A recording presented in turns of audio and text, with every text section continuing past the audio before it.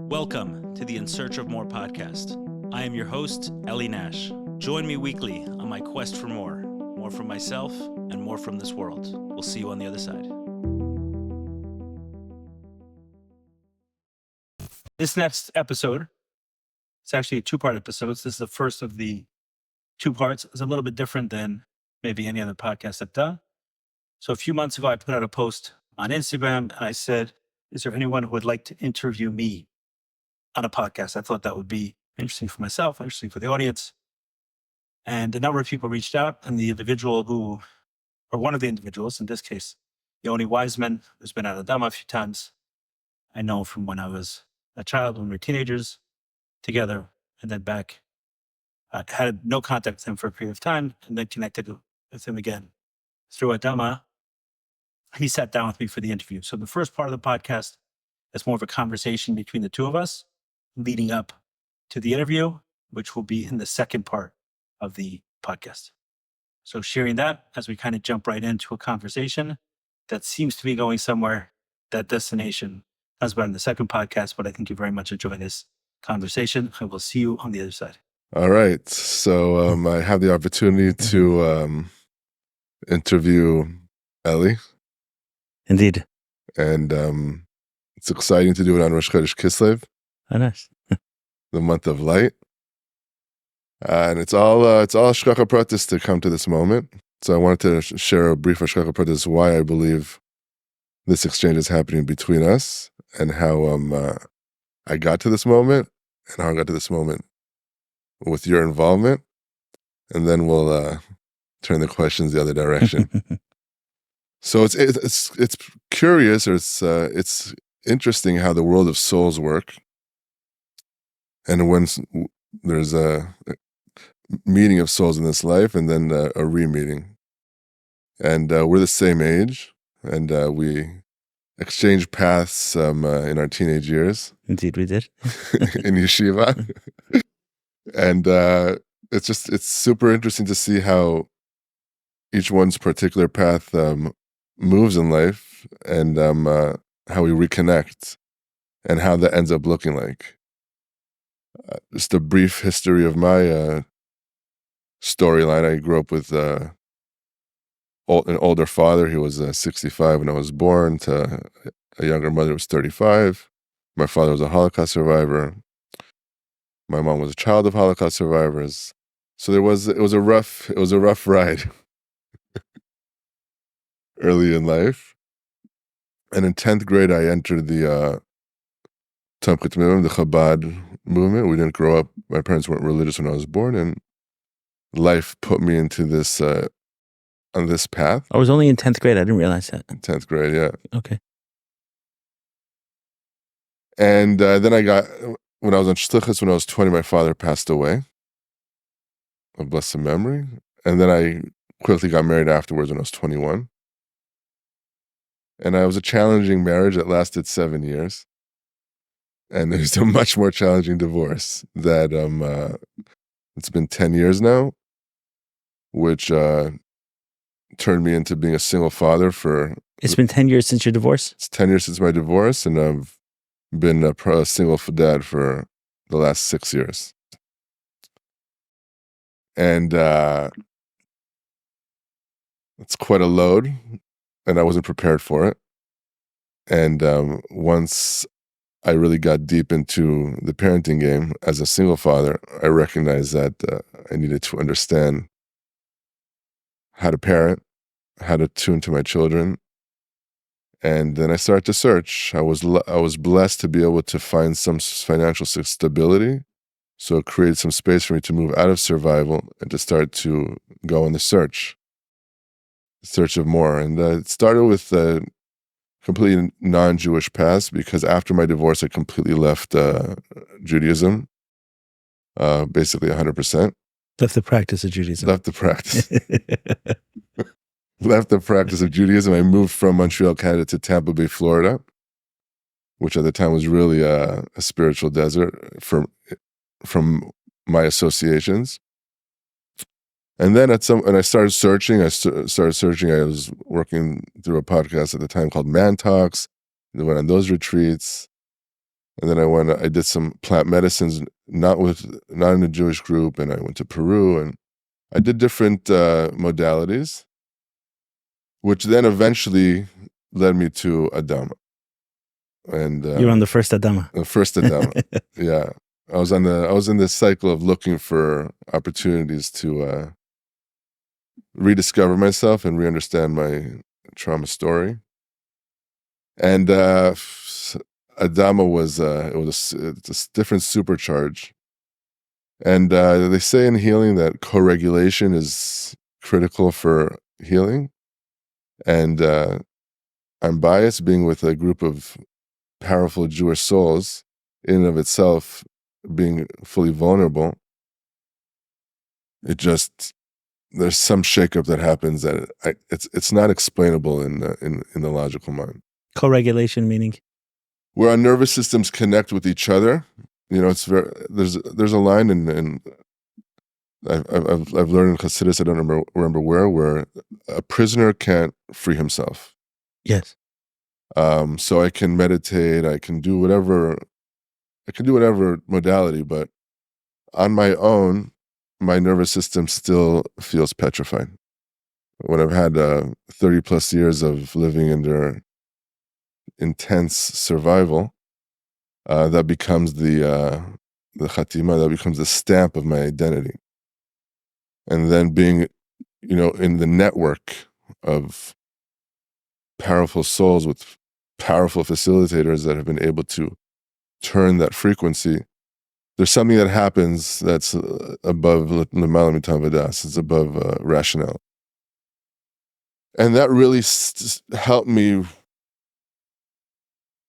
understand my story better and start to make sense of it in a practical way, and connecting to the beliefs that really set my trajectory and reworking that underpinnings of those beliefs. The fact specifically that it was with a Jewish group or a group or both.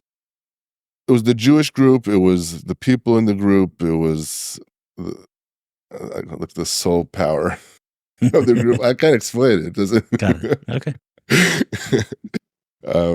It's not something that I even really want to understand in a logical way. Got it. But it was noticeably different than the healing and work. Yeah, it was incredibly different, and a major factor was the community. It was a community that I could talk to people afterwards like I know them my entire life. I can open up the phone. I didn't have to explain myself. It was immediately understood. Who I was immediately understood. It was immediately accepted. It was immediately loved. It was immediately appreciated, and it brought me home. You still have some deep friendships from the first. I think my closest friendships today are from Adama. And it's funny because I can't keep up. It's unbelievable. My friends today don't live in my city. It's like I had a friend over recently, and she's like, "Well, you have so many friends from all over the world." And it's just it's an understanding, and it's above time and space. It's something intergalactical. Beautiful. And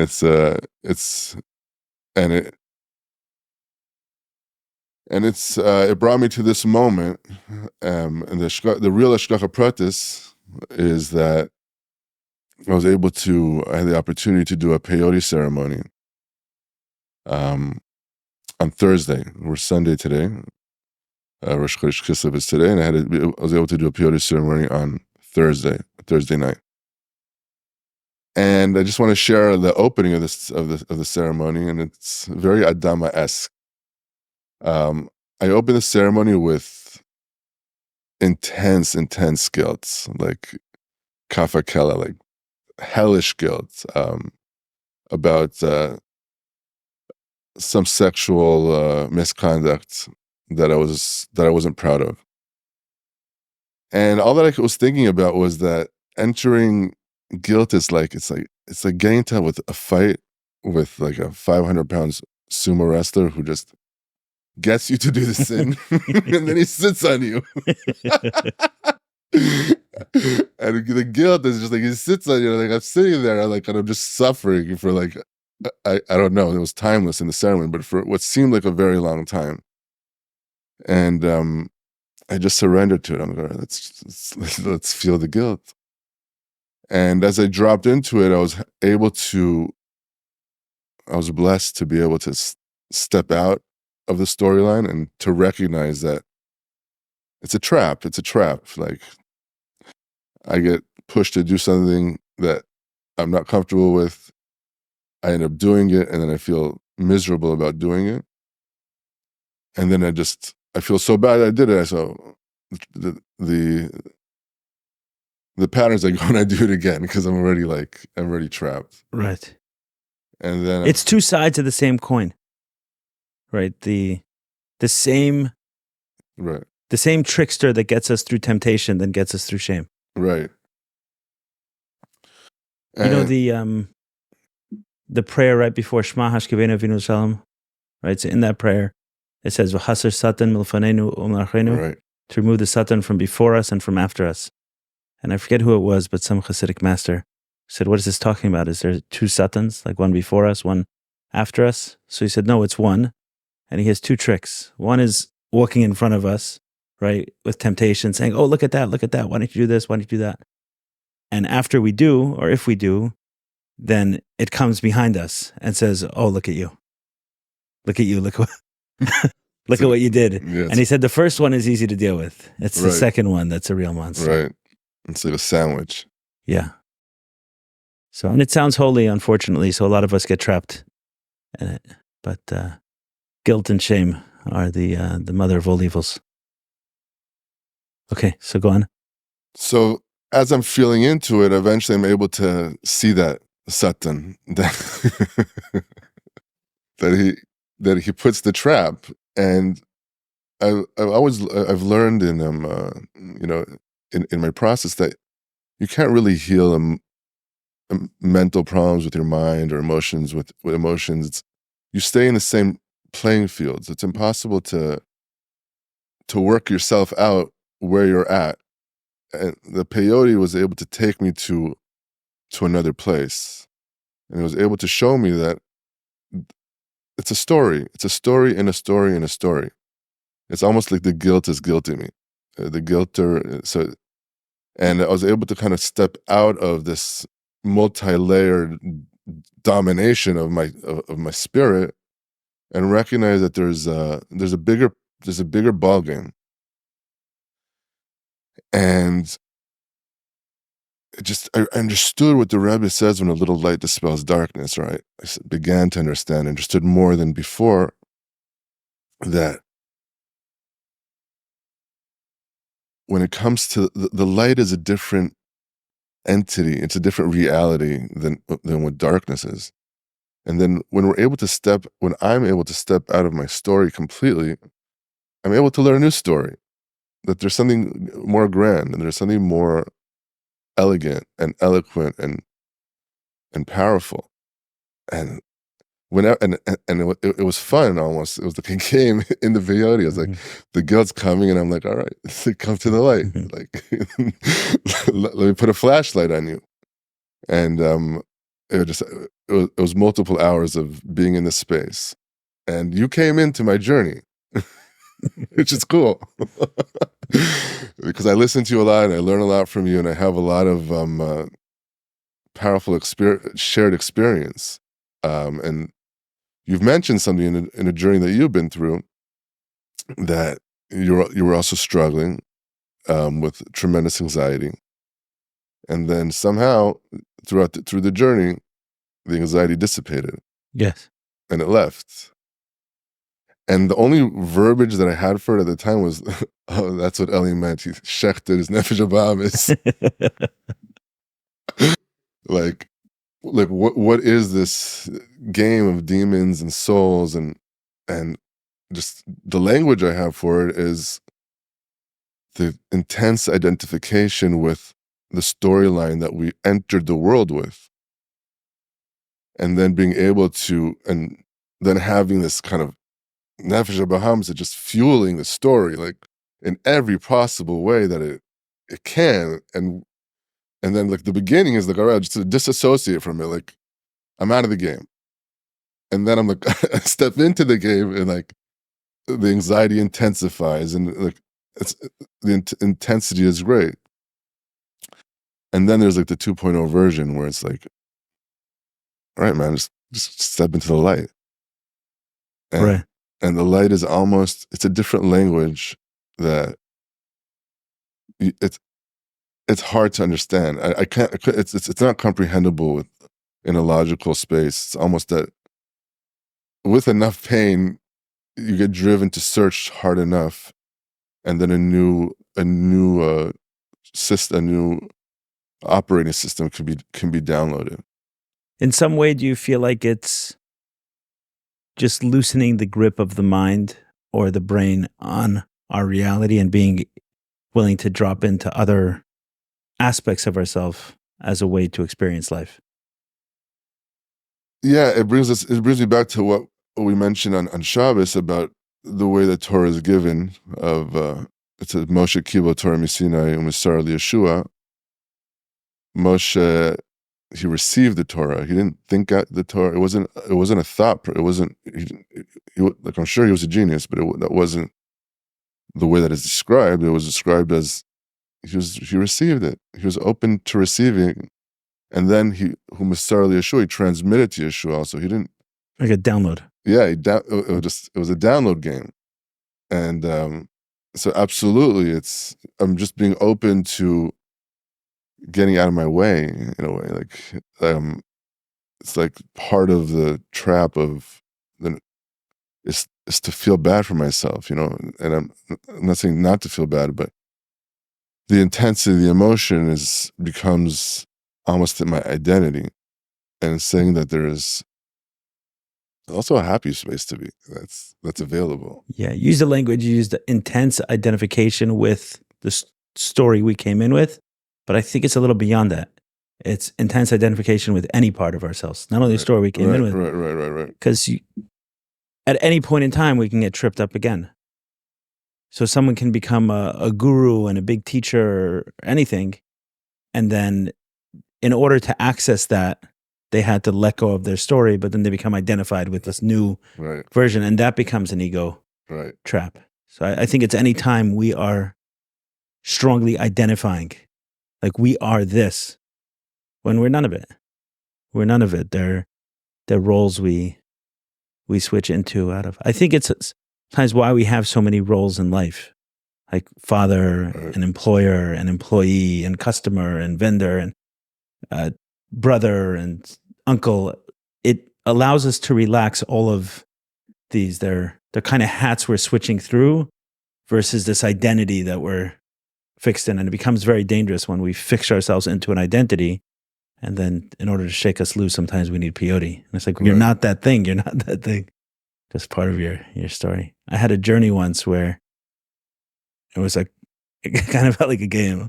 Like, okay, we're going to play a very simple game. Okay, this is the game. Here's the instructions. All you got to do is breathe. And the idea of the breath is to take in or to let go as much as you take in. So for example, if I take in this much of life, whatever that means, then on the next breath, just let it all go. So whatever it is, release it, right? That same idea. It's like you put on this hat and now take the hat off. Another one, take the hat off. But that's using my language. In the journey, it was like, okay, all you're going to have to do is take this on and put it off. Take this on and put it, like take it in and put it out at the same equal measure. And then it would take me through experiences, right? And in it, it's like, okay, I'm living this experience. So in one experience, for example, I was extremely, extremely wealthy. And another experience, I was extremely, extremely impoverished. And in each one to be able to let it go. Another one, I'm being, attacked with a lot of criticism, and then being praised with a lot of, adoration. And in each one, just to be able to take it in and let it go, take it in and let it go in equal measure, so that at the end of each breath, I'm as pristine as I was before I took that one. And just realizing how hard it was. And I kept coming back to this space, like, going like, wow, it was so hard to let go of. And in some ways, it's the goodness. The good stuff is where we get a little bit more clingy. Wow. the good, quote unquote, right? The bad, if we have a thorn inside us, it's like we want to yank it out and let it go. Or at least it's a part of us. Yeah, it can get attached in other ways. Oh, look, I'm a victim, right? Which can be very seductive. Or oh, look at me, right? This is my story. Look who I am. Look what I've overcome. Whatever, right? We can get attached in different ways to negative storylines. But it's when something is good, then we're like, oh, give me that praise, or give me that wealth, or give me that. And really, we're none of that. It's just a passing phase. And it kept bringing me those experiences and saying, like, the only thing you got to do is breathe. The only thing you got to do is take it in, let it go, take it in, let it go, take it in, let it go. And how many times during that journey, I found myself lost again and then brought back and saying, okay, let's try again. Simple thing. Breathe in, let it out, breathe in, let it out, breathe in, let it out, and get back to that space. So I think it's not just the intense identification with the original story we came in with, it's just the intense identification. Any of it is very dangerous for us. Did you feel a tremendous freedom when you're able to let go the comfort of extreme wealth or whatever attachment was?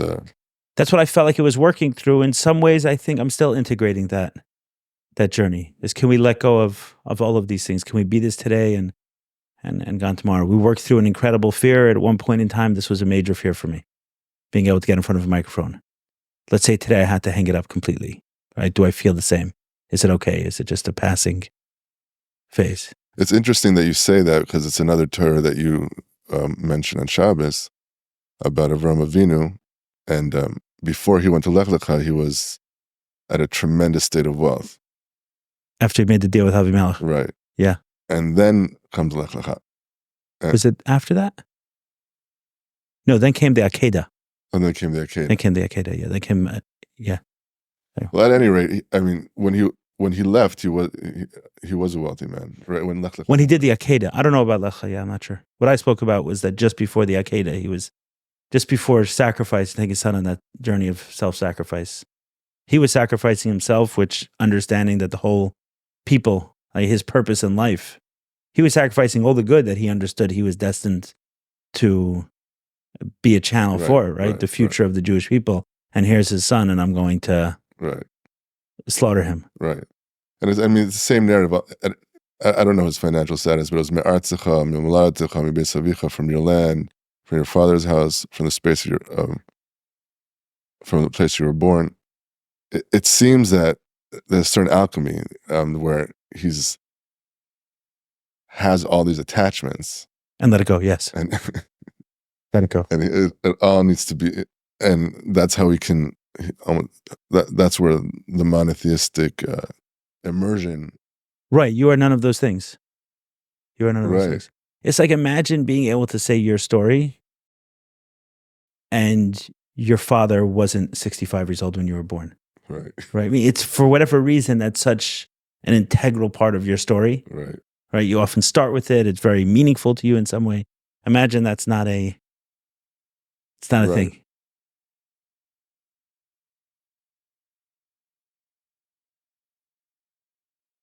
So it was interesting because I had, in Adama, we made a funeral for my father.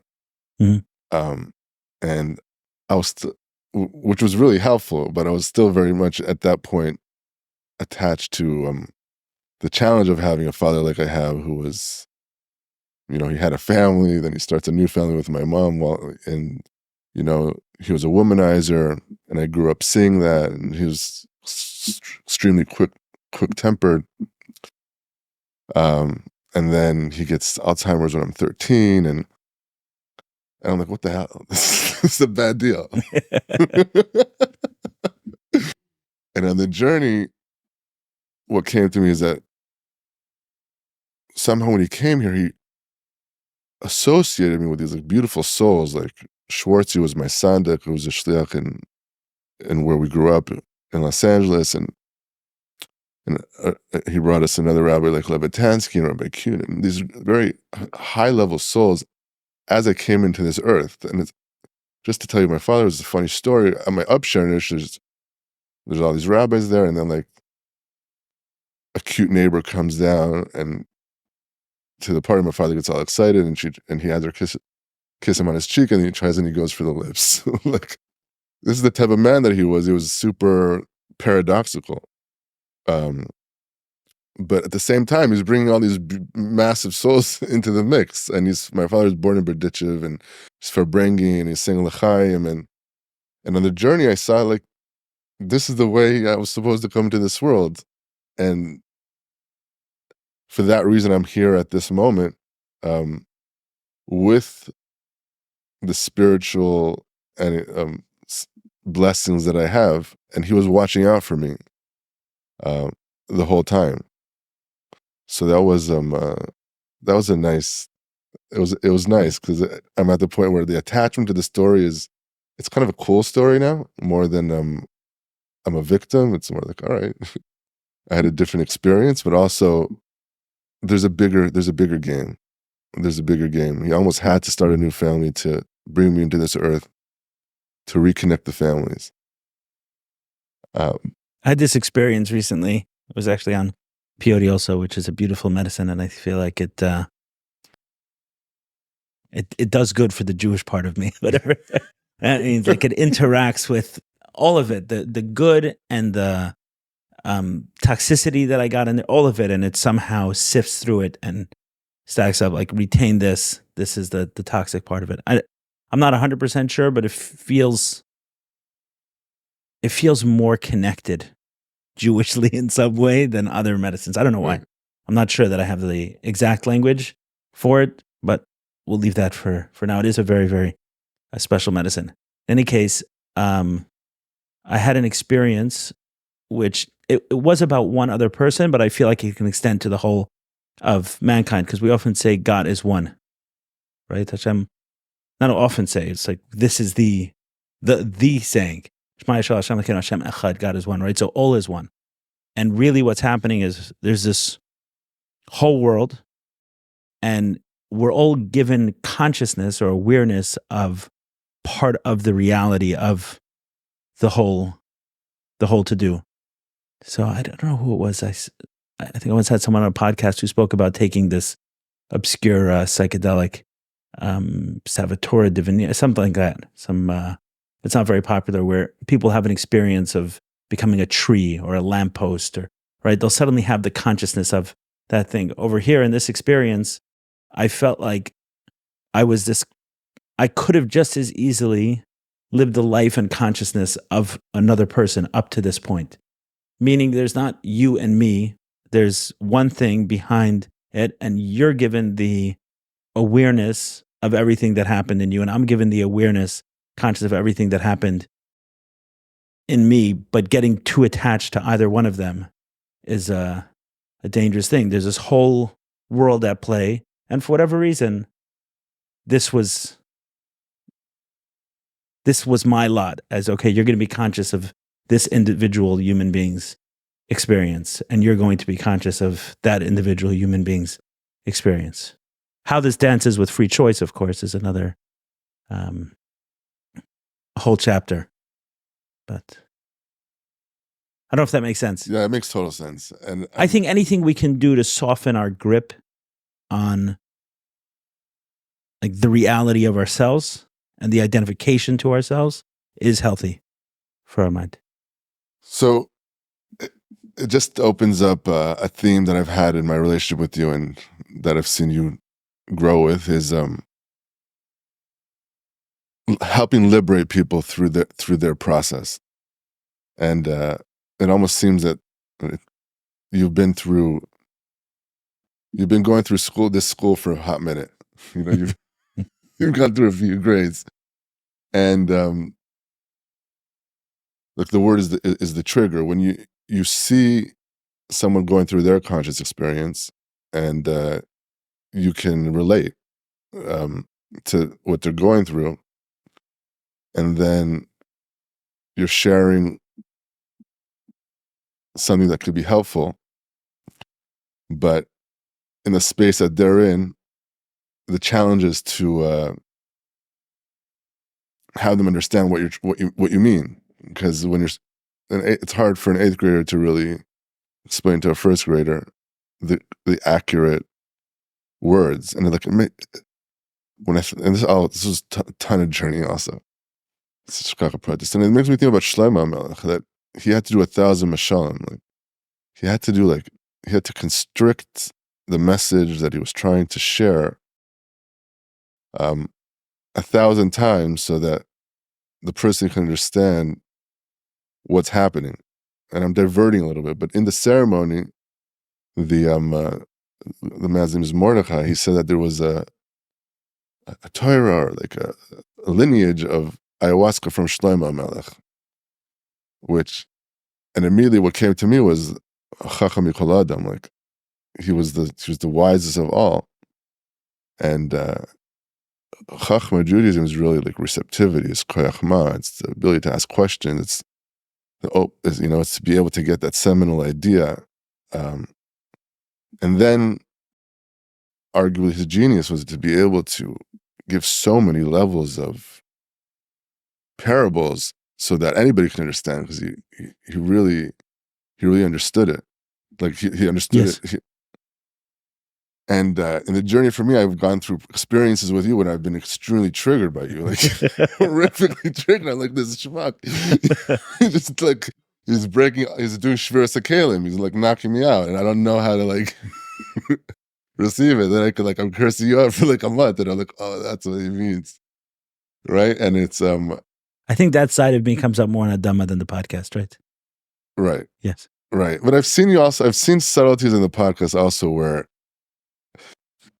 I just feel you've been through a lot, and you're obviously, and you just know, you see it, and it just like, it's a baraka maverick. It's like you just shoot, it's a shot that comes through. I've seen also on the podcast that there's been you're able to bring it out in a more sensitive, delicate, with more of the in a softer way. There's definitely a sense I have in Adama that there's a window of time to deliver whatever message it is. Meaning in other formats, it's like, okay, this person's in my life, I'll see them again. I don't know that that's going to happen on a podcast, on a retreat. So someone signs up and they're there from Thursday to Sunday, and you correctly identified that the driving force behind almost everything is liberation, right? There seems to be endless opportunities to liberate ourselves over and over, and it's the ultimate orgasm of life, right? To be liberated from something, and just over and over, this multi-orgasmic being that we can all be just by liberating ourselves over and over. And that opportunity feels like there's a narrow window on the retreat itself for me to offer that to someone. And it's been a very neat experience for me to be able to do that in softer and softer ways, right? Recognize that, hey, this is what's holding someone back, but delivered too strongly could end up triggering it and add actually one more lock on the door. There's no liberation there. There's the opposite. So I haven't helped. I've heard something, and then figuring out how to still deliver it without setting someone back. It's been an interesting journey. So in that vein, also, I was in the journey. I mean, it's amazing if you can have a whole encyclopedia in the journey, and you can remember like a little bit of it. It's like it's close. So in that vein, what came to me in that process, that's what really Dira B'Tachtonim is. That's what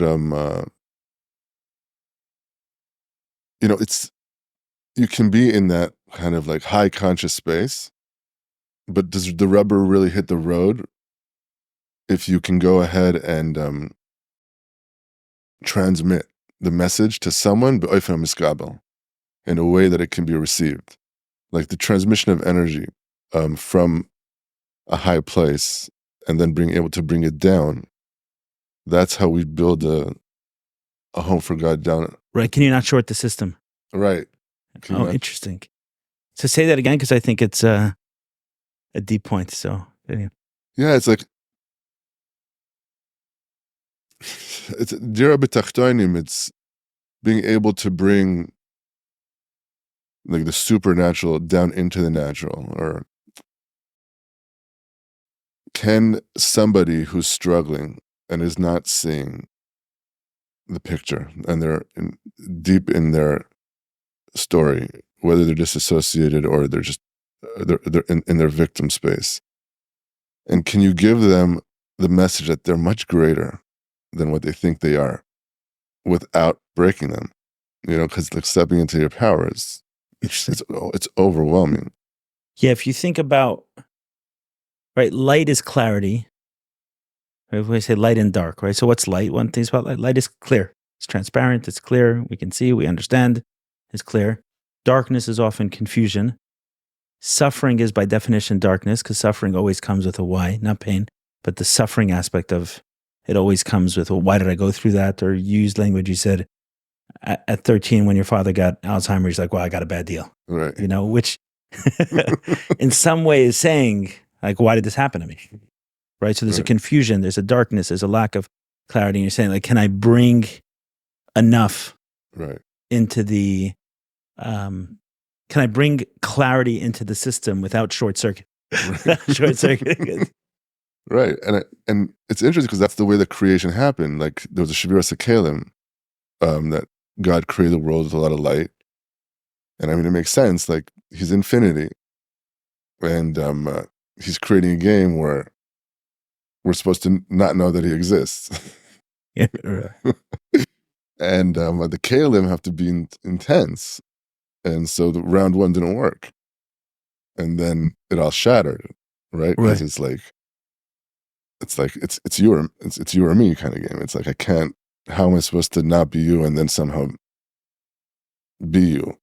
Or it's like almost not, doesn't right. So you're saying in some way, if we can deliver the truth to someone about themselves, right? Which is always better than they think, right? It's not like, it's not a worse, you're not a terrible person. You're, infinity. You have endless capabilities. You can go beyond whatever it is that, you think you are, which is part of the process of de-identifying with ourselves. As we're more than our story. We're not limited by it in any way. We're beyond that.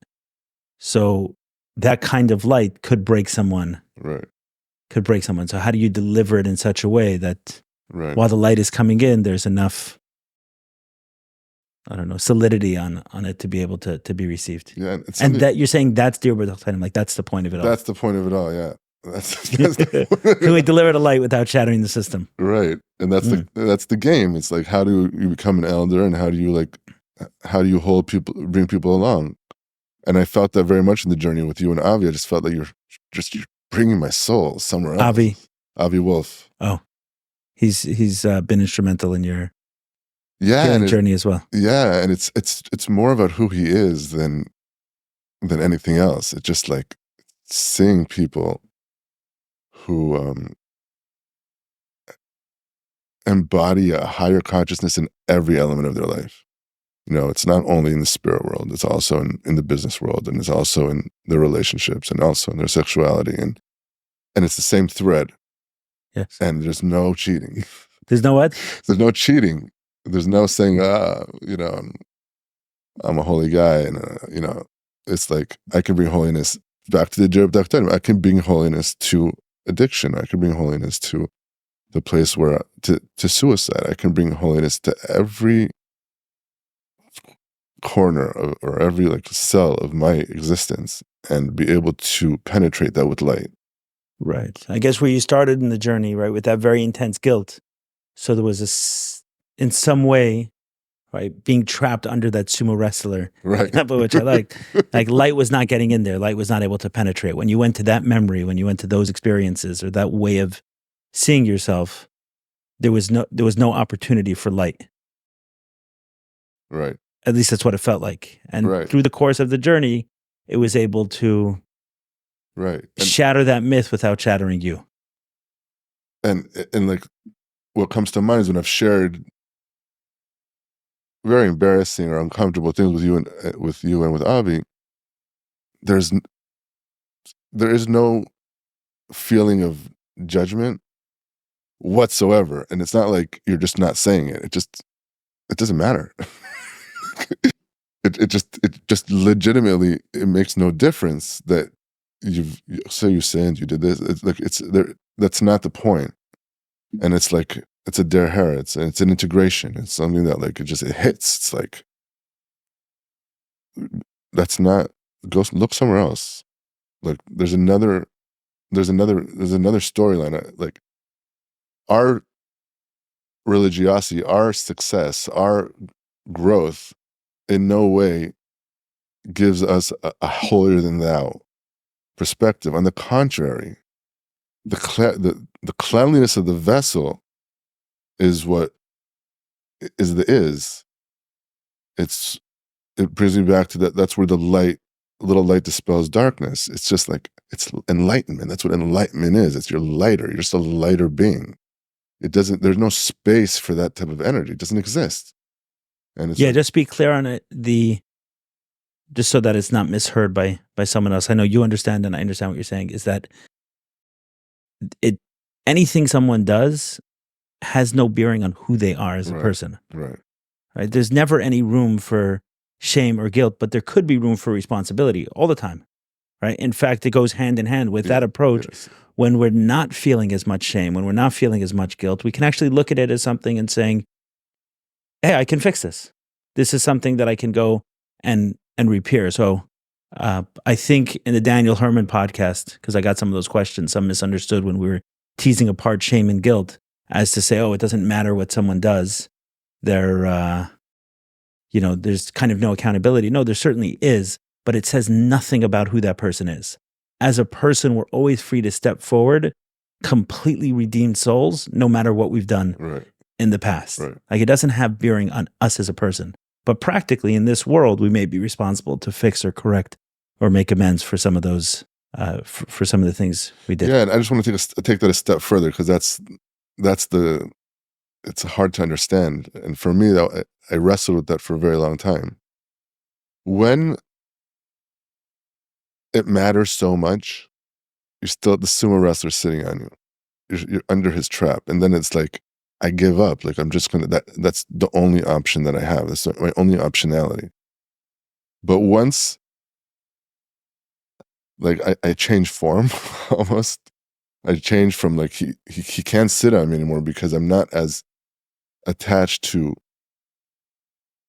the things that I've done. Then I can take responsibility for it. It doesn't feel life-threatening anymore. Yeah. It doesn't feel life-threatening to it, saying, okay, so there's this thing that I've done. Should I tell you an analogy I use all the time when it's something that, for whatever reason, has come to me a lot in the last year or so, but children who sexually abuse children, right? So that dynamics. Let's say at 11 or 12-year-old, they sexually abused a 7-year-old or an 8-year-old or whatever, right? The ages aren't so important. Just 2 children, right, that it happened with. And often, because of societal programming, someone will come into adulthood and start remembering what they did and say, oh, I'm a child molester, I'm this. Okay, so a child molester is when an adult molests a child, right? Not when 2 children have an experience. So, or even if it's abusive, right? That's not a child molester. This is different. This is someone did something at 11, 12 years old. One thing for sure, if you're talking to a 35 or 40-year-old today, they're not the same person that they were at 11 or 12, right? It's not, categorically, they're not the same person. We wouldn't make any other assessments about this individual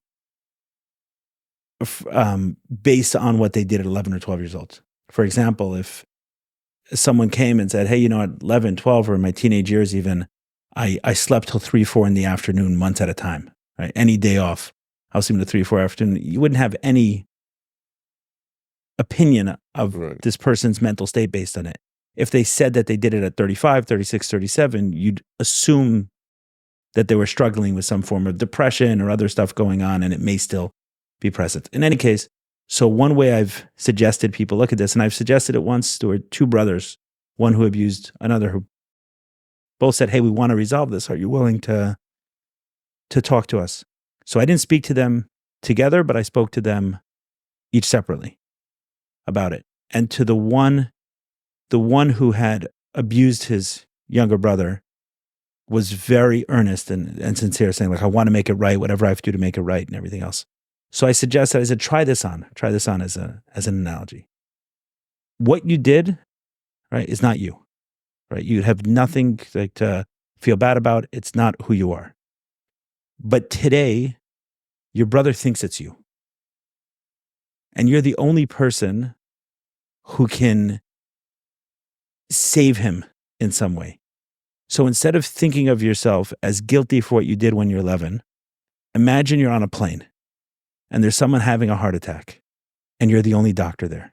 Can you sit on the sidelines and not step in to save this person when you're a doctor? You couldn't. You're not responsible for it. The guy's not your patient. The guy's not paying you. The guy didn't come to see you. You didn't agree to it. But here you are, you're sitting on a plane and 2 seats over, there's a guy having a heart attack.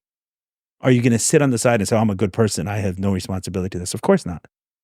You'd say, I'm the only guy on the plane who can do something. I'm going to stand up. I'm going to save this man's life.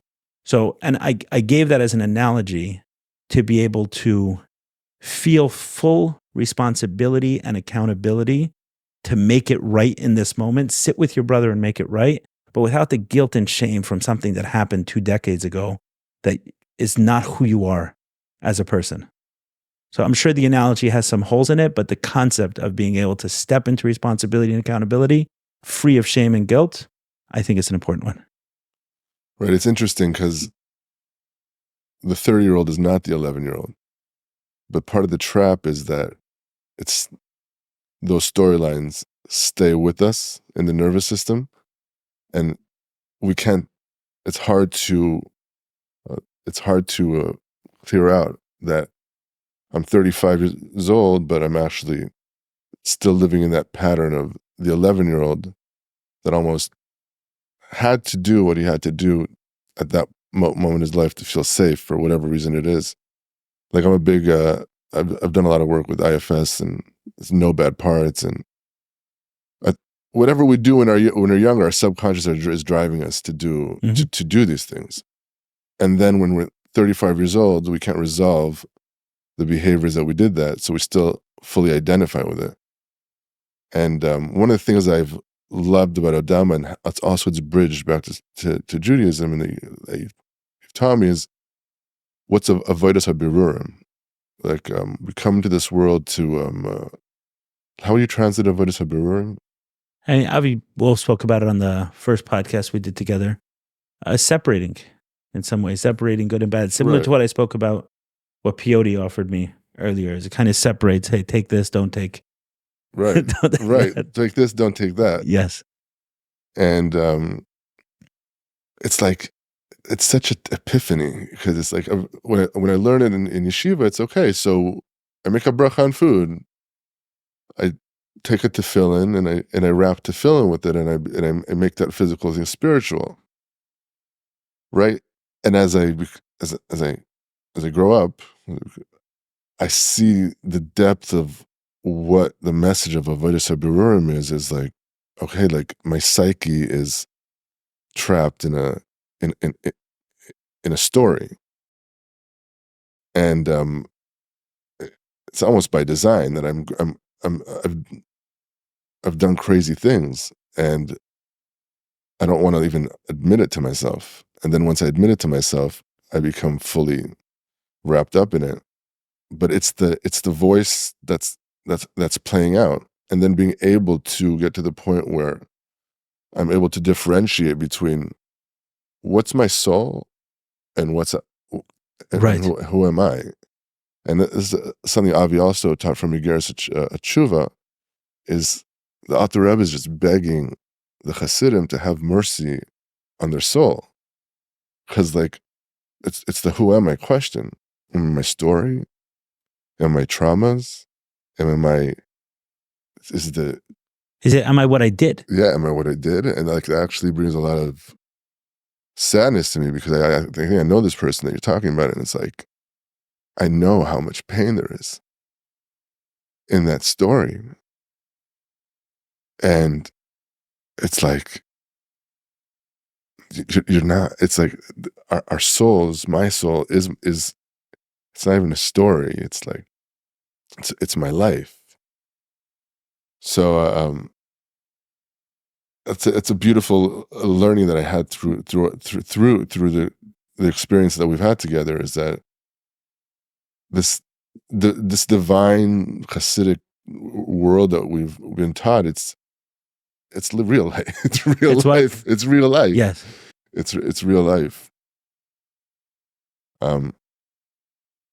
Another interesting thing that you've mentioned that came to me, and that like usually you say something, it takes a long time, then it lands, which it's awesome.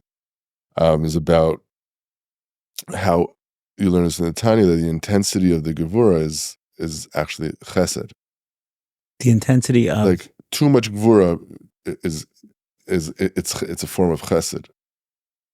Go on. I think I know what you're referring Right? to. Like it's like when you're going to go out and you're going to tell somebody something about themselves that can absolutely change their life, right? And it's happened to me with you, but it's too much. Like it's it's like the way that it works with the Gevura is you're almost putting it into a vessel, and it's like you're packing too much into that vessel, right? And all of a sudden that it's absolutely it's coming from love. It's, you don't hate me. Right. You don't want to hurt me. It's actually you're tired of the bullshit. No, it's actually not tired of it, right? So Right. it's something. I learned it in Tanya. I have a chavrusa once a week, and one time I got pushed off I was learning it as I was on the way to an Adama retreat, right? So let's say the retreat was starting at 7 p.m. and I was learning it at 6 p.m.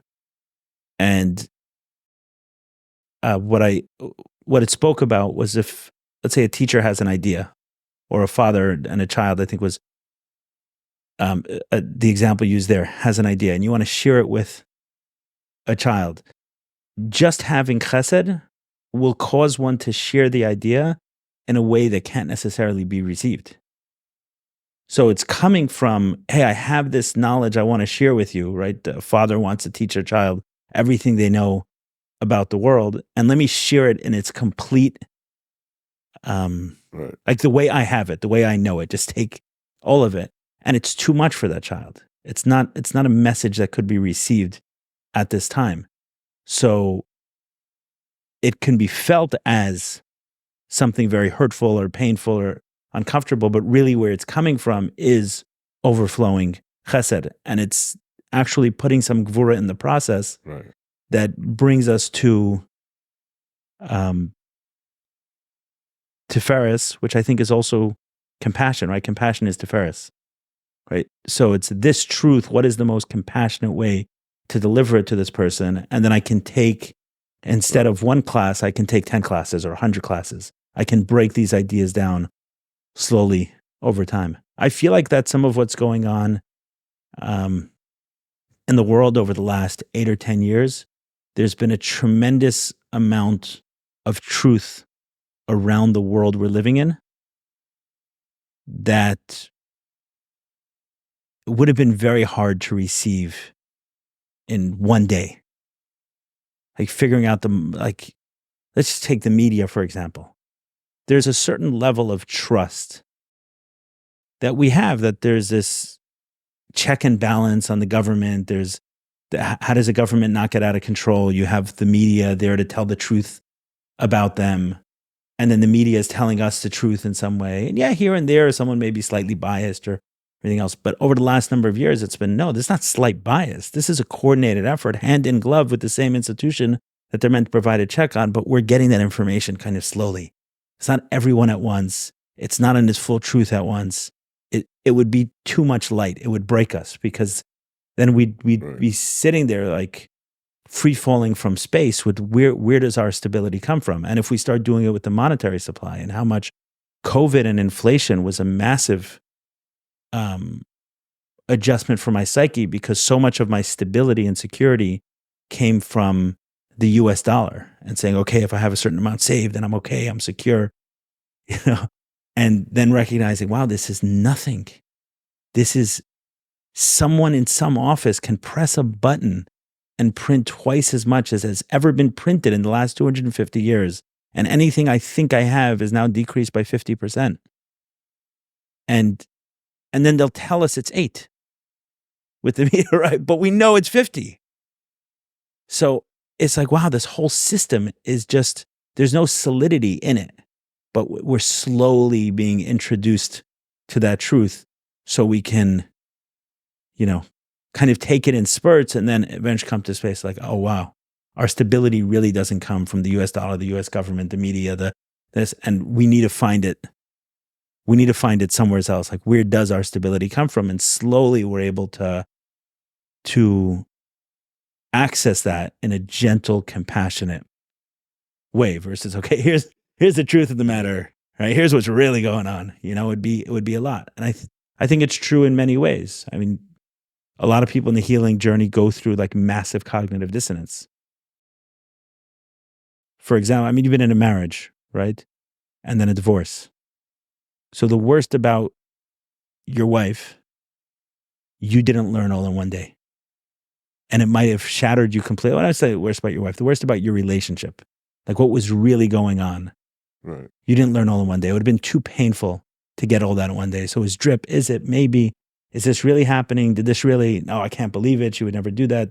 They would never do that. The court would never do that. Whatever it is. I don't want to get into that rabbit hole too far, but it gets slowly dripped to us over time so that we can retain it without going completely bonkers. Right. So what comes to my mind with what you're saying is, it seems interconnected. Like, for example, COVID, which was the Dissonance, it seemed like a massive disruption, like, massive fear mongering,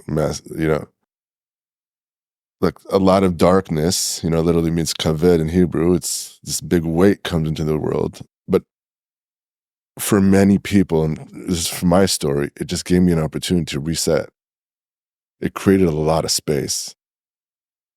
Having to, it wasn't business as usual anymore. Yes. It wasn't just it was not business as usual. And it just feels that, like, exactly what you're saying, there's a lot of not business as usual happening in this period. And it just feels that it's somewhat associated to what we're talking about before about how you're delivering the message. Where on the outside of it, it's overwhelming. It's like, what do you mean COVID's coming in? What do you mean I can't leave the house? What do you mean I can't, like how, like, I'm sure for me, it was like, my business is going to fall apart. Like, I'm done. Yes. Like, I'm in the real estate business, and I'm like, the business I was developing rental portfolios. I have it contracted out to sell. I'm taking really high interest loans to hold all these assets. And then the bank is like, sorry, buddy. We're not doing the deals for you anymore. Like, you're just going to have to, like, and then it's like this manic call to, like, every single bank in town. And every single bank in town is like, there's no business. Like, there's no trust in the world whatsoever. Right? So and I feel kind of similar to, the best word I can use, the triggers or the messages or the teachings that I've learned from you and through you in Adama is, and I got to tell you the story I was talking about before, but in divorce court, which is a good example of that, if that's okay with you. Go ahead. So I've been in a 10-year divorce battle, and in April of this year, I had my second final divorce court, and now it's just it's a custodial fight, and we both had to bring witnesses, and one of the witnesses that my ex-wife brought, she brought an ex-girlfriend, and no, my ex-wife brings the ex-girlfriend, obviously, to do a character assassination, and she has her attorney ask her all kinds of questions about what we did together, and it's particularly with this girlfriend, it was at a very rambunctious time in my post-divorce epoch, phase, and we were partying and we were doing cocaine together, and it was a party phase, and that relationship ended, and it was what it was. And my ex-wife, God bless her, she was able to dig out this ex-girlfriend and bring her to the court and speak that information in front of the judge. And it was a tough pill to swallow, to be able to be humiliated in that fashion.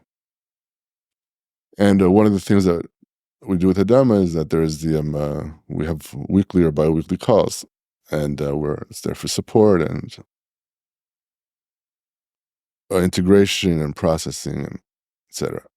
So I bring this up to the group, and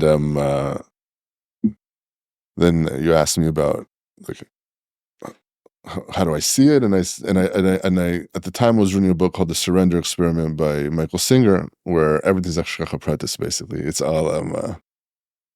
all meant to be, it's all predestined, it's all for the good. And I was kind of going off that narrative that like I'm laissez-faire. I'm just surrender. Yeah, surrender, let go, let God. This is all for the greater good, and that's how I'm going to get through this.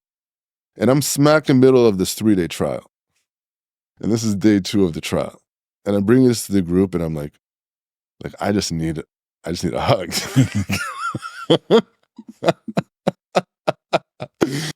And or maybe that's what my ego wanted. I mean, that's what I just wanted to be like, to be soothed. And you're like, listen, buddy, I mean, this sounds like a spiritual bypass. And then like every part of me is like, spiritual bypass? What are you talking about? Like I'm trying to integrate. I'm trying to get through this. And I got it was like a bat to the head, because now I'm like, I need to actually like feel it. You need to actually feel it. Yeah. Right. I need to actually feel, and I'm not ready to feel at this exact moment. Yeah, the betrayal, the humiliation. Yeah. Because I need to like come to court the next guilt, day. yeah. Yeah. I need to come to court the next day, and I need to like testify still. I need to deal with it. And and it's all in divorce court. It's all the judge reading your character, So I'm like already like in my mind, like I'm like, I need to like come looking like I'm $1,000,000. I'm already like humiliated. Now I'm dealing with this spiritual bypass story. And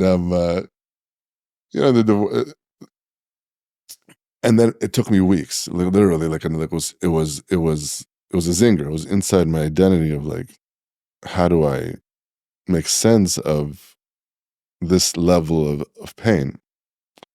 And eventually I had like a tremendous love for you. Tremendous, like just like an outpour of like, oh, but it's like, till the student understands what the hell the teacher's talking about.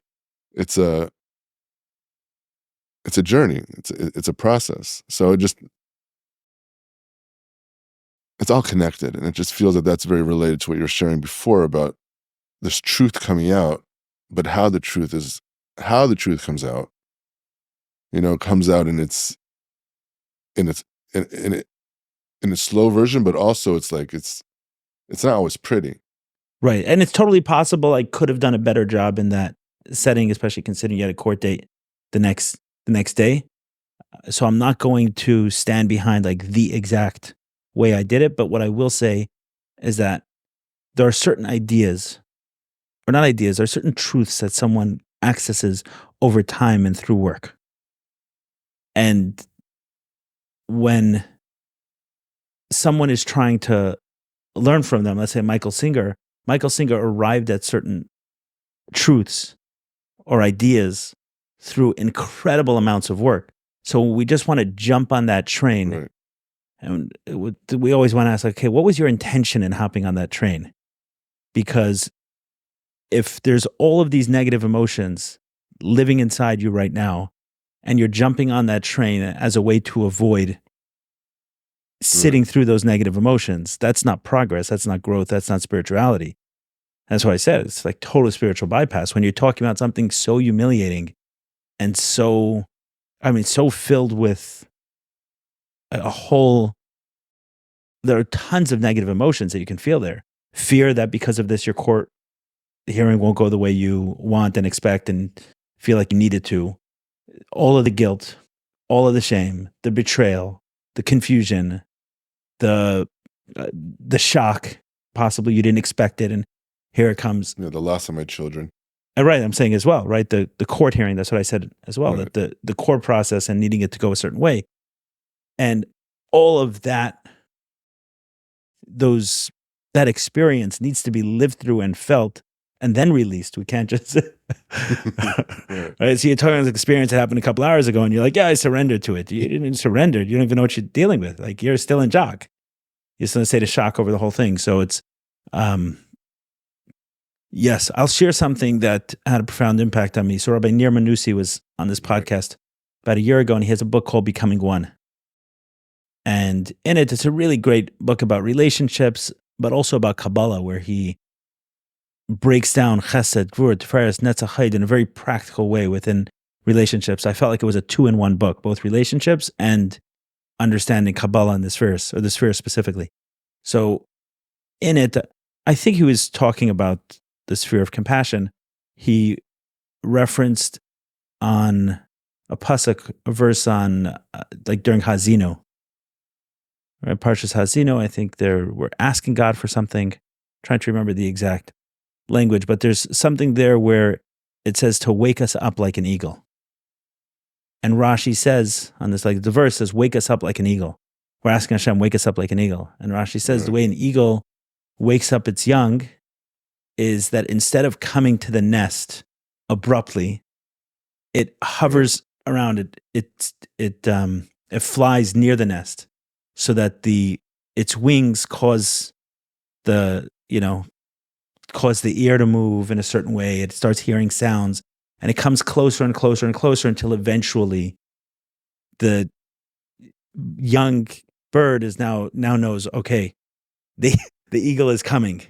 Where pure love, right? You'd come in, I want to see my child, right? Come in, with force and intensity, and here I am. But that can be very shocking and disruptive to the young child. Here's this massive bird coming in and, making itself known. So instead, as an act of compassion and actually restricting its love to some degree, Right. or in a large degree, it starts flying around it and slowly waking the baby bird up and then approaching.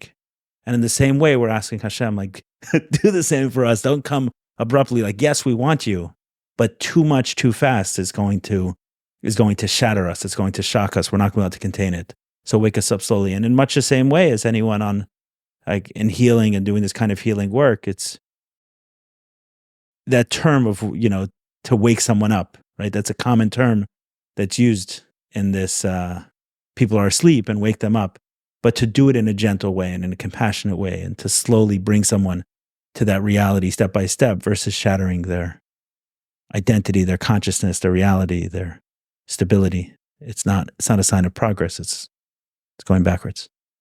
Yeah, the pasuk came to me. Kineshi yair kinoi al goizelav yirachef. That is exactly the pasuk I'm talking about. Yes. Translate that. I mean, I'm guessing, but like a eagle, he'll wake up his kinoi. I don't know what the word kinoi means. His child, yeah. His child, and then the next His young, and the next one is really nice. Al goizelav yirachef, on his goizelav is I think it's in the egg already. It's the babies. He will hover.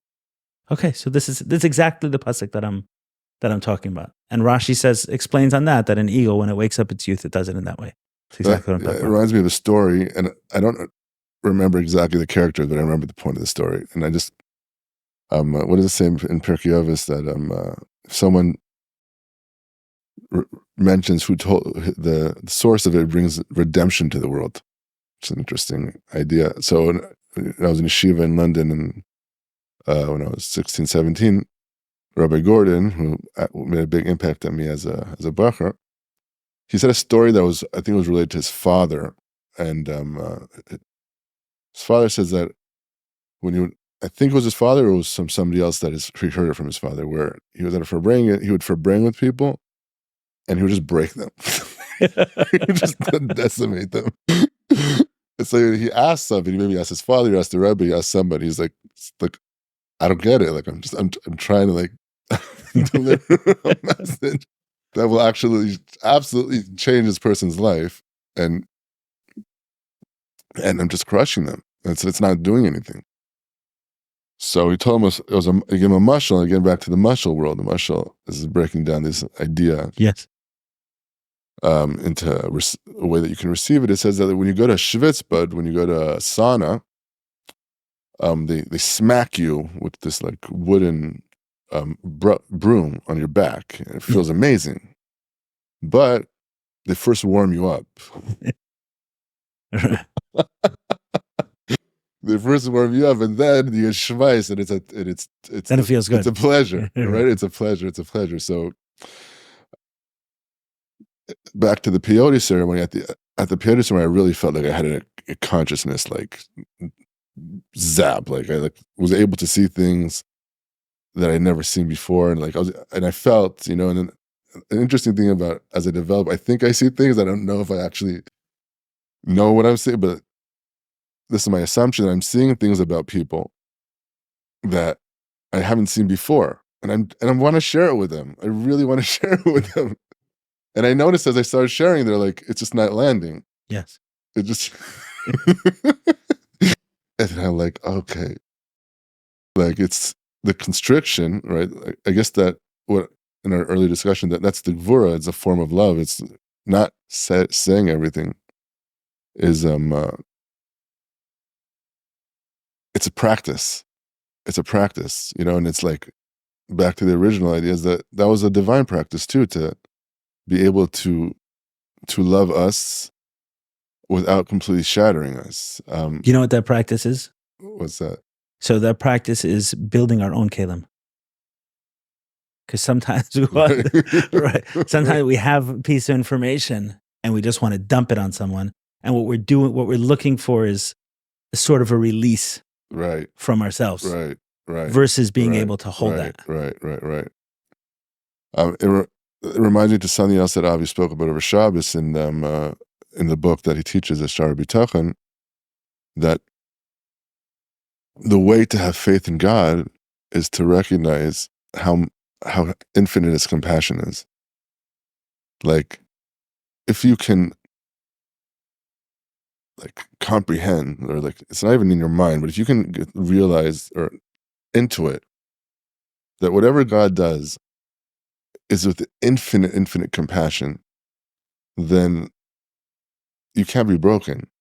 Because even the things that totally throw you off are coming from a place of love. And that brings me to like a question I've been really wanting to ask you, and I wanted to like dig into. So you say some things that are really it's hard to digest for a rookie. For earlier, it's really hard to digest. And you're saying, and you've been through sexual abuse, and I mean, it's catastrophic. I mean, no one should go through that. It's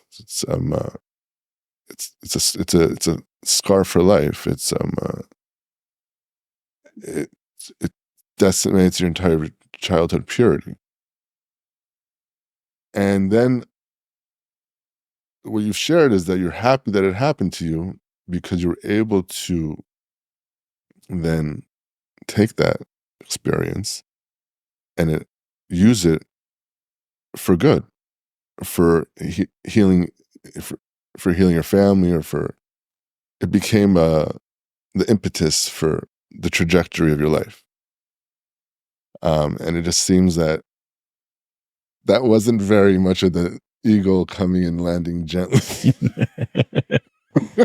Right.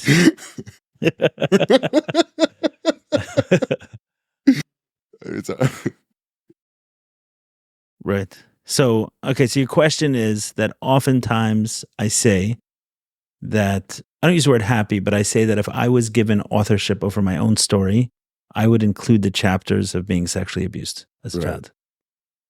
In other words, that as I sit here today, I understand the wisdom and even compassion in putting me through that experience, those experiences. Am I happy? I'm not happy, but I would choose that in some way. That's right. That's what I'm saying. So your question is that if someone hears me as suggesting, say they're in the early stages of just coming to terms with them being sexually abused, and they hear me suggesting that they too should be there, then it can come across as very non-compassionate. Right. Very well said. So you're right. Right? You're right. It's the kind of statement that someone could hear as very hurtful. And I'll share what I'm balancing when I'm sharing that. First of all, I'm not always talking one-on-one. If I'm talking one-on-one, I can pick what I share with a specific person. Is it the moment to share that with someone? But there are times where I will share that, let's say in a first conversation with someone who's just coming to terms with being sexually abused. There are times I have. And I'll tell you what I was thinking when I do, is that oftentimes when I'm speaking to someone, I want to paint as far out as I am, as I understand myself to be now. It's always more, but hey, this is the road. This is where we're trying to get to, and then we can start breaking it down through a process, right? So, for example, with your experience with your wife and ex-wife and ex-girlfriend, whatever happened that day, I don't know where you are with processing that right now, but at a certain point in time, there exists the possibility that you could laugh about that you could see the brilliance and the wisdom and all of that, and you can say the same thing, that I would put that in my chapters as well, right? I would put that in there. That there exists that possibility for you to do that. And one of the things, one is I'm planting a seed of possibility, which I think is very important, that hope and possibility. Like, we don't have to sit with this. And the other is that even the way you describe sexual abuse almost as a death sentence, I want to push back against that idea. Because one of the things that happens a lot in the healing space is that someone will move up one level on the ladder, so to speak. And then they'll speak as if that's a destination. It says, if we know Aleph, teach Aleph, which is true. If we know Aleph, we should teach Aleph. But if we know Aleph, we shouldn't pretend we know the whole Aleph base. So we got to be careful what we're saying. So, for example, when it comes to sexual abuse, one of the first lessons someone has to learn is speak out against it. Speak about it. Don't keep this silence. Don't keep this secrecy. Don't live in fear. That all that toxicity is going to kill you. So one of the first things you need to do is get up and speak out about it and hold accountable the person who hurt you. And that's a very important step. But if we're doing that 10, 20 years into the process, we're stuck. Right. And we're stuck in if we believe that sexual abuse is something that we can't heal from, we're stuck. So I want to caution against that.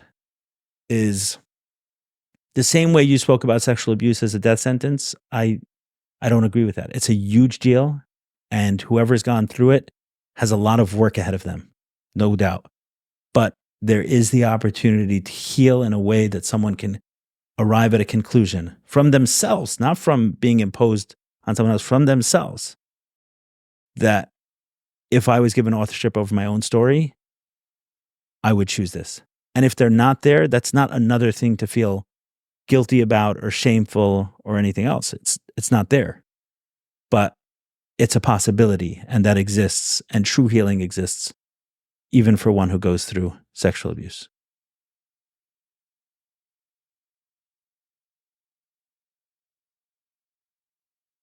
And there's one more thing I want to say, is that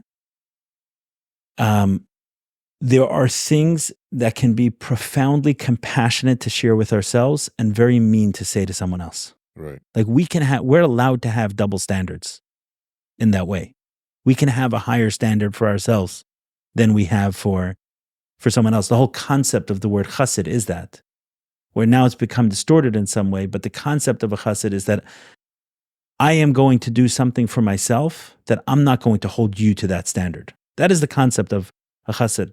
Now, for many people, it's become kind of the bare minimum, right? If you're not wearing, Right. 2 tefillin, then oh my goodness, you're not doing anything. Right. If you're not only eating chalav Yisrael, then you're not eating kosher. That's not true. That's not true. There are concepts of a chesed, which is I'm going to hold myself to a standard that I would never hold someone else to. So I'm not suggesting it for anyone else, it's a mean thing to say to someone else. It's true. But I'm saying for myself, that's my truth. That's where I stand today. Yeah, I find it such a tricky space to be in, to be able to say end of the road ideas when the mass, and I mean, you're more experienced than I am, but the mass are either stuck in denial of their story or feeling feeling very victimized and feeling in a tremendous amount of pain. So it's like it's such an interesting space to be in, because how do you deliver a truth, a massive truth, and where it doesn't hurt somebody, where it doesn't get them to the point where they can't hear. Like I've listened to some podcasts where the chesed wasn't like there was the maternal softness wasn't there with the message, and I couldn't listen because it brought me back to points in my life where I was just bullied and pushed around and like, right? And it's like there's this fine line between, and this is why you're a little bit of a confusing human being for me, because you're a leader in the healing space, and which is pure compassion, but you have a very strong sharpness and strength and clarity, which sometimes makes it hard to be able to understand the synergy. And it reminds me a little bit about a story that you bring about a Ben Melech, or a son who's sick, and then in order to heal him, they had to take a jewel from the crowns, and they had to take that and to complete Crush it, yes. crush all of it in order for the child to be healed. And I kind of see that in this dynamic, that this is almost your jewel that you've dedicated your life to, and it's almost to be able to like then give it, you have to almost crush it in order for the masses who are at whatever stage of recovery, but majority are not at that stage, to be like, I won't rewrite it. I won't rewrite like these challenging experiences that I've been through. So what am I asking? Yeah, I think this is, Adama has helped me to refine this more than anything else. I don't know, like I said earlier, that from the podcast, someone would get that experience from me completely. So they may not completely know what you're talking about, but anyone who's been to Adama knows exactly what you're saying, that I sometimes bring a certain level of intensity and sharpness and confrontation, right? I can confront someone in a certain way. And at the same point in time, I've been seeing where they work and where they fail. And there's no question that in order to do it, you have to have what to draw upon. Meaning it's a withdrawal, right? When you confront someone with a level of truth, there's a withdrawal that's happening. So what has been deposited in that relationship until now? And when someone has felt that warmth in the relationship, when someone has felt that love, when someone has felt that safety, then there's the opportunity to lean back on that and say, okay, this person's not trying to hurt me. And when the ego comes in and tries to defend against all of it, there's somewhere to draw from and say, hey, no, that can't be completely true, because if he was just trying to hurt me, then how are all these things true as well? So there's no question that it's something that I'm continuously refining, and it's one that you can easily go in either direction too far, right? If you're too soft, no one benefits from the retreat, and they say, I came and I got a massage. Right. And then if you go too far, then it can throw someone off and add one more layer of defense on the problem. And it's easy. I've seen a lot of healers or teachers go to the space of, well, it was true. And if I shared something true and they didn't receive it, then, that's on them. And no, it's not true, right? It's like you said, we have to speak in a way that's received. And if we haven't been able to plug that in, then that's on us. If we delivered something that the other person wasn't able to receive, then if we're standing and if I'm inviting people to a retreat, if I'm saying, hey, come to this retreat, I think you'll benefit, it's not enough if I have a truth. It's only enough if I've been able to deliver that truth to them. If that, if I've been able to plug that in. So it's always something that I'm learning from. And you've been probably more than most, you've been very direct with me about this, when it was there and when it wasn't there, which has helped me in my own say, okay, I have this information. Oftentimes I'm not getting information, right? Someone can be feeling something, but they don't come back to me and tell me about it. In your case, you stuck around, and said, hey, that was triggering, and then I can look and say, okay, knowing everything I know now, would I do it the same way again? Because ultimately, you want someone in order for someone to access a truth, like to make it their own, they have to arrive there themselves. Right? You can't do the work for someone. You have to arrive there themselves. And that also takes a lot of patience and slowing down and saying, okay, can I ask a question that can get someone to this place? Part of the challenge is that sometimes the way the idea is introduced in my own mind, like the voice in my own head, is very aggressive. Right. Like I can hear it in a very aggressive way. So if I'm not a keli to it myself, right, if I can't absorb that, all I want to do is like, okay, I got to release the intensity of this thought, or I can almost purge on someone. It's a careful balance. I'll give you an example of that. So I was sitting in a group setting, and very often you'll see this where people say they come for their own healing, they sign up to a retreat, they pay, they're going through something in their life, but as soon as they're sitting in a circle, they right away put on the coach or teacher hat, which is not really appropriate for someone who's not assigned to that. Right. It's not the reason you came, and it's not the reason other people came. It could be. It's very bizarre. Right. When you're sitting in a group of 15 people, and then questions start coming from someone who's your participant on the retreat. It's like, hey, what's going on? And I'm someone who's a participant in other settings, right? And I understand how it's not the place for it. So sometimes someone can have tons of insight and tons of value, and in their own life, they're more seasoned than any of us in the room, myself, Mayor, Omar, for whatever reason they're there. But at the same point in time, it's not the reason they came. But it could be very confronting to tell this to someone. So I was sitting in one, I think you were in this circle, where someone kept stepping into that role and peppering someone with questions and coaching and guidance. And as I'm sitting there, like my thought is, the intensity of the thought is like, wow, you spent thousands of dollars in order to come coach people. Like, I don't know, like, you want to do this every time? Like, this is great. You'll pay. I'll stay home. There's a great setup, So you should become a therapist and pay the people to come see you. Like an endless line of thoughts. But obviously sharing it in that way, right? Which possibly on the first retreat I could have, right? Which was totally true. I'm sure half the people in the room, if they weren't thinking it, were feeling it. Or why am I getting peppered from the guy who didn't sign up to his retreat? And not because I don't want to, but what's going on in his world that he's stepping out of his original intention for coming here.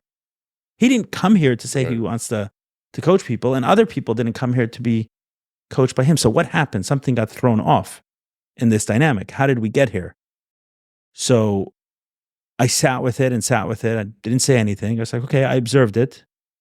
Let me get to a place first where I'm as comfortable sharing this as I'm not comfortable sharing it. Like if it doesn't feel like the moment. So that was just internal work. Like here's this idea. I can share it or not share it. I can sit with it, right? And in that way, to me, it's like a certain strength of the vessel. Could I be triggered or irritated, or even on the positive side, could I feel like I have something beneficial to share that can help him? But can I be okay not doing it? Can I get to that space of full choice where this can stay with me to my grave, or it can come out immediately? Either one, I'm good with. Once I was at that space, which is a very important space to get to, this could or can't leave me. Then I said, then at some point I saw him do it again. And it felt like an appropriate moment. It was a pause. And I said, okay, I'm going to go. And I said, can I ask you a question? I said, okay, you just asked him. You just asked this gentleman. He shared his story and everything else. You just asked him something. Can you step into the thought right before you said that? What was the intention? I don't know if you remember this interaction. I know. We were sitting in the small room just off the kitchen. I said, what was the intention? Can you step into that intention?